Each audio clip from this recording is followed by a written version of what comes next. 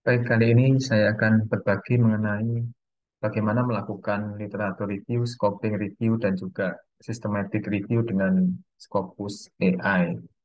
Ya, jadi sebelum kita bahas lebih lanjut, saya sarankan nanti teman-teman membaca dulu atau melihat video ya mengenai panduan penggunaan generatif AI pada pembelajaran di perguruan tinggi yang sudah ada di link YouTube di channel saya ini juga ya. Baik, yang pertama, teman-teman langsung saja menuju scopus.com gitu ya. Jika institusinya ataupun teman-teman punya akses ya ke Scopus AI ya, maka akan muncul tampilan Scopus AI ya di tab ketika mengeksplorasi awal dashboard scopus.com ya. Jadi nanti di sini ada dokumen, ada authors, ada researchers, discovery, ada organization, dan ada Scopus AI ya. Ini masih relatif baru gitu ya Scopus AI gitu. Dan di sini akan kita gunakan untuk melakukan berbagai macam jenis review ya. Nah, sebelumnya teman-teman untuk jenis review ini banyak sekali ya jenisnya, ada 14 jenis review, nanti dilihat juga di link YouTube video ini ya, apa saja 14 jenis review ini, dan kali ini kita fokus pada tiga besar jenis review yang sering dilakukan atau ditulis ya, yaitu literatur review, scoping review, dan juga systematic review ya. Nah, teman-teman tinggal tentukan apa research question-nya atau apa yang ingin dikaji gitu ya, yang ingin dilakukan review, topik apa, masalah apa gitu ya.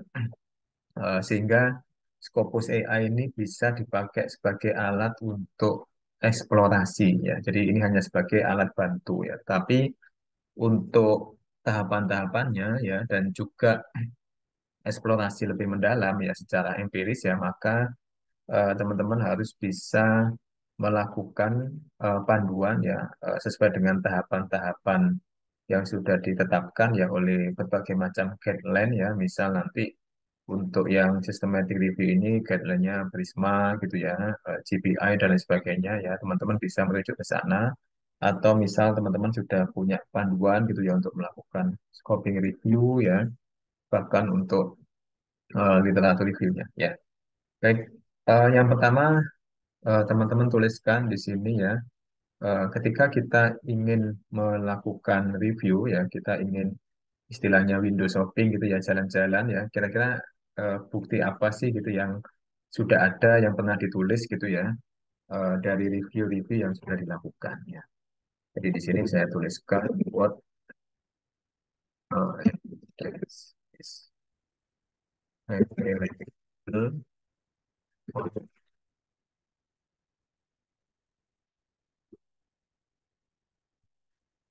Ya, karena eh, interest saya di area ini ya, Indonesia Nurses Migration atau perawat migran ya. Jadi saya ingin tahu ya apa sih studi-studi ataupun bukti-bukti yang sudah ada gitu ya, yang sudah publish gitu ya. Dan ini akan memberikan insight bagi saya gitu ya. Kira-kira nanti apa yang sudah dilakukan ya dan apa yang belum yang atau apa yang masih missing gitu ya. Nah, kita coba tanya Scopus AI ya untuk pertanyaan ini ya. What evidence is available on Indonesian nurse migration ya. Nah, kenapa kok Scopus AI ini berbeda dengan yang lain? Karena Scopus AI ini memperlihatkan step-step ataupun tahapannya gitu ya. Jadi kalau nanti teman-teman lihat di sini tahapannya ada creating plan to answer your query gitu ya, performing natural language search ya, yang mana NLS-nya ini ya, what is the evidence available on Indonesian nurse migration, lalu dia generating summary ya. Nah, di summary ini yang membedakan ya teman-teman, ini yang pertama yang perlu diperhatikan adalah evidence yang ada di sini ya itu ditarik dari database Scopus ya. Jadi secara eksklusif memang di satu database akademik ya yaitu Scopus, sehingga teman-teman nanti yang mungkin melakukan berbagai macam jenis review yaitu perlu menambah database akademik yang lain gitu ya. Karena sekali lagi semakin banyak evidence ya, maka ini akan memperkuat review yang akan kita lakukan ya. Nah, bagaimana di database akademik Scopus ya, ternyata Scopus AI ini sudah sangat canggih ya teman-teman. Jadi kita bisa lihat ya ini summary-nya ya di sini. Lalu di sebelah kanan ini reference-nya gitu ya. Jadi di sini ada reference ya, sehingga di sini bisa kita cek ya antara apa yang sudah ditampilkan di summary ini ya, apakah sudah sesuai dengan referensinya ya. Sehingga kalau teman-teman mau membandingkan ya ini harus dibaca satu persatu lebih detail, lebih dalam gitu ya. Jadi kalau dilihat di sini summary yang ada yang mengenai what is the evidence available on Indonesian migration ya, ini yang pertama adalah tantangan dan tahapan dari migrasi ya. Ada tiga tahapan di sini betul ya. Ini source-nya merujuk pada source 1, source 2, dan juga source 4 ya. Nanti teman-teman tinggal klik aja misal mau melihat source 4 ya. Nah, ini nanti ada di sebelah kanan ya. Begitu juga misal mau lihat source 3 ya. Nah, itu ada juga di sebelah kanan atau di section references ini. Atau mau ditampilkan semua ya, 8 references ya, ini juga bisa ya, seperti ini ya. Oke.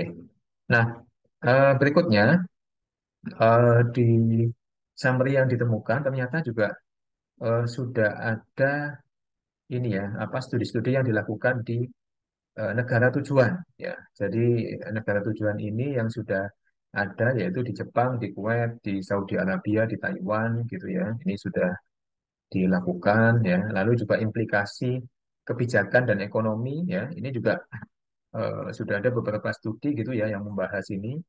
Lalu begitu juga dengan pengalaman di host countries ya. Ini juga sudah ada terutama di Jepang gitu ya. Nah, ini kita juga bisa melihat citasinya atau rujukannya ya, teman-teman. Lalu juga motivasi dan intensi ya, ini juga sudah ada gitu. Sehingga apa secara keseluruhan ya, migrasi perawat Indonesia ini didorong oleh berbagai macam kombinasi atau faktor gitu ya. Ada kombinasi ekonomi ya, profesional, personal gitu ya, dan juga implikasi dan tantangan ya di pihak tahapan proses migrasi gitu. Nah, kita kembali ke reference ya. Ini bisa dicek semua gitu ya, dan hebatnya apa teman-teman, nanti teman-teman bisa langsung export all references ya. Ini bisa dalam bentuk RIS, dalam bentuk Mendeley gitu ya. Jadi ini cara mudah gitu ya untuk mendownload ataupun mempercepat gitu ya ekspor import metadata yang ada di database ini ya. Lalu di sini juga ada foundational document. Nah, apa itu foundational document? Nah, ini merupakan pijakan dari isu ini gitu ya, dari studi ataupun topik yang kita pilih ya, berdasarkan highly cited dokumen ya. Jadi di sini ada judulnya IJPA bla bla bla ini ya, ini yang juga pernah kami tuliskan di Nursing Ethics ya. Lalu juga Why do Nurse Migrate ya, ini juga menjadi foundational dokumen ya. Kalau mau lihat yang lainnya tinggal klik show more documents ya. Nah, ini nanti akan ditunjukkan gitu ya. Apa foundational dokumen atau dokumen mana saja yang banyak dikutip gitu ya, atau dia istilahnya influence other studies gitu ya. Lalu di sini juga ada related dokumen ya yang sekiranya berkaitan gitu ya dengan research question ataupun topik yang sedang kita explore kali ini gitu ya. Jadi nanti bisa pertimbangkan ya beberapa dokumen ini. Ya. Oke, eh, dari summary ya kita langsung lanjut ke expanded summary ya. Nah, di expanded summary ini Scopus AI ini sudah setidaknya memberikan gambaran gitu ya, memberikan insight ya. Kira-kira nanti topik apa sih yang sudah digali gitu ya, dan apa yang sekiranya belum ya. Nah, misal di sini yang sudah digali economic implication of Indonesian rice migration gitu ya. Nah, nanti teman-teman bisa nih kira-kira mengeksplor lebih spesifik ya dari apa sub ini gitu ya. Kira-kira mana sih yang belum direview gitu ya. Nah, ini juga bisa memberikan gambaran bagi kita ya. Lalu berkaitan dengan social and cultural impacts of Indonesian migration, ini juga demikian ya. Teman-teman nanti bisa melihat apa yang sudah dilakukan dan apa yang kira-kira belum diadres oleh berbagai macam studi. Ya. Lalu juga policy consideration for Indonesian nurse migration, ya, challenges and opportunities for Indonesian nurse migration. Nah, ini kelebihan Scopus AI, selalu dia merujuk pada reference, ya, pada in-text citation, pada sumber, ya, sehingga apa bisa dikatakan ini kredibel gitu ya. Atau kalau teman-teman pernah mendengar istilahnya AI itu kadang mengalami bias dan halusinasi, ya, tetapi di sini bias dan halusinasi ini bisa diminimalkan, ya. Nah, ini juga referensinya nanti teman-teman bisa lihat nih. Nah, ini referensinya mulai dari referensi satu, 2, 3 gitu ya, 4 ya, terus 5 ya, 6 ya, terus 7 dan juga 8 ya. Nah, eh, fitur yang tak kalah menariknya adalah konsep mapping, ya. Nanti teman-teman lihat ternyata kalau bicara mengenai migrasi perawat di Indonesia itu ada dua cabang gitu ya, dua dua apa mapping atau pemetaan yang bisa dilihat di sini ada workforce impact dan juga ada policy and regulation. Nah, ini semuanya sudah dibuatkan gitu ya oleh Scopus AI sehingga ini nanti bisa kita download atau kita keep gitu ya. Nah, siapa saja sih topik expert gitu ya yang ada di area ini, ya, teman-teman nanti bisa juga langsung dapatkan di sini topik expertnya. Ada nama saya di sini ya. Lalu profilnya juga lengkap gitu ya. Dan juga apa Scopus AI ini sudah memberikan deskripsinya. Lalu juga ada Bu Ana Kurniati gitu ya, ada Bu Elida Ulfiana gitu, dan ya ini versinya Scopus AI. Jadi siapa saja sih expert yang muncul gitu ya di migrasi perawat Indonesia gitu ya. Nah, Scopus AI ini juga bisa explore lebih dalam lagi gitu ya. Misal explore lebih dalam mengenai what are the primary push factors, ya. Ini tinggal klik aja nanti dia akan langsung muncul gitu ya di sini gitu ya. Atau misal teman-teman ingin mencari kebaruan gitu ya. Nah, nanti akan ini ya kita explore kembali gitu ya. Akan kita jelaskan kembali bagaimana cara kita mencari gaps gitu ya di dalam suatu studi ya dengan menggunakan Scopus AI ya. Nah, sementara mungkin ini dulu teman-teman, nanti kita sambung di sharing berikutnya.